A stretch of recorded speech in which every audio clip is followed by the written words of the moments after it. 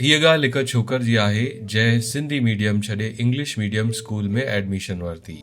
हिकु दफ़े जॾहिं टीचर पैसिफिक ओशियन अखर सेखारे पई त हीअ छोकर ॾाढी दुखी थी, छो त अंग्रेज़ीअ में साॻो सी अखर जॾहिं पैसिफिक ओशियन में इस्तेमालु कजे थो त हुन जा उचार बदिलजी वञनि था।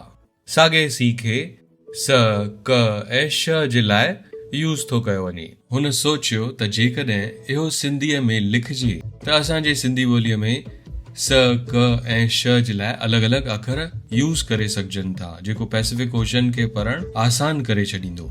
सिंधी ॿोली सचपच अंग्रेज़ीअ खां 2x पावरफुल आहे, छो त अंग्रेज़ीअ में सिर्फ़ 26 अखर आहिनि, पर असांजी सिंधीअ में 26 × 2 52 अखर आहिनि। उम्मीद आहे त ही वाक़ियो तव्हांखे पसंदि आयो ऐं पंहिंजे सिंधी दोस्तनि सां ज़रूरु शेयर कंदा। जय झूलेलाल। अबा ॾाॾा मुंहिंजा ॾियावा सिंध में हुआ, खणी ॿोली पंहिंजी सारे जग में हलिया, खणी ॿोली पंहिंजी सारे जग में हलिया। गॾिजे सिंधी जिते, गॾिजे सिंधी जिते, मां त सिक सां मिलां, हा मां सिंधी